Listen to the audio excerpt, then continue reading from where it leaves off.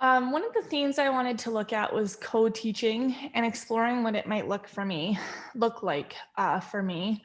So in the time that I've been teaching, I've played the role of LST, I've done some classroom teaching, and I've done RTI. In these roles, I have the opportunity to co-teach with some other teachers. However, I've received very little training, very little professional training, either through my university classes, to date, or from my division on how to actualize this concept. I find that often teachers will resist co-teaching and often choose to use me as the LST or RTI to send groups for more intensive instruction or for one-on-one time with a teacher for further clarification. I believe there is a time and a place for using this strategy, but there's also a time when I can use my educational background to aid in teaching rather than sometimes being treated as a glorified EA. I want to dive further into co-teaching. And so it's a goal now going into my next year of teaching that I'm intending to set for myself to kind of push in. Our division uses the language of push in or pull out. And I want to push into practice implementing some different co-teaching models with some of my colleagues.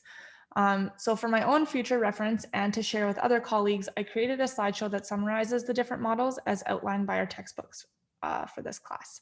So I'm going to share my screen. Okay.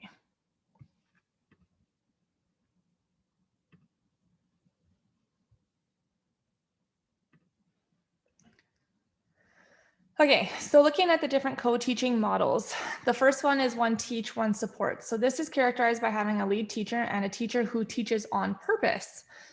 So the main teacher will deliver the lesson to the large group while the other one will circulate looking to see how he or she can support the students, checking for understanding, seeing if there's any further clarification needed, maybe doing some small group based on what they're finding. Model 2 is mixed ability grouping. So the teacher splits out students and it can be done for a number of reasons. So maybe they're introducing new or difficult content. It provides more opportunity for questions or group discussion amongst group members, because sometimes in large classroom settings, some of the quieter kids can be drowned out by the louder voices in the classroom that do enjoy, contributing and talking. And then students may be at different levels of understanding. So for example, maybe one student is working on paragraph structure while the other is working on how to write an essay. So just maybe extensions of knowledge or the building blocks of what they're learning. The third model is two same ability groups, and then teachers teach different content. So this can be referred to as extension and reteaching. So in a way is sort of similar to the mixed ability grouping. One teacher will keep the group more advanced and build on that knowledge or offer an extension to the concept, while the other teacher will pull students who are struggling to reteach a concept or review the building blocks of what they're learning.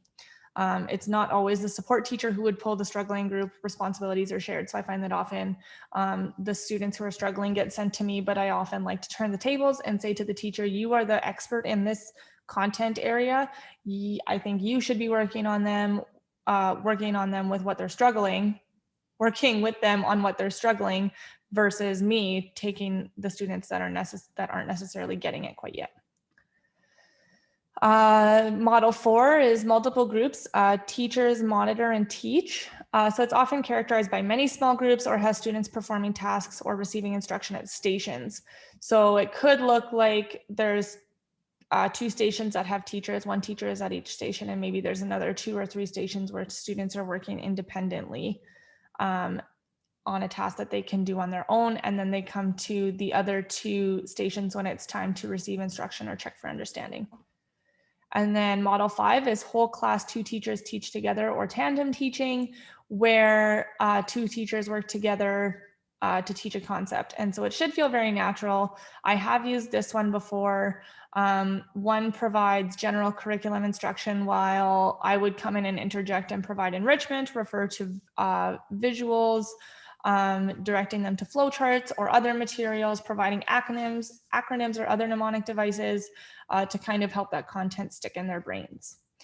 So that's co-teaching. I've set a goal for myself going into the next school year to, push in and try to be more effective in my co-teaching practices, and just kind of maybe not taking no for an answer when I think that there's a lot of times where co-teaching would be beneficial to students, and that's what it's about.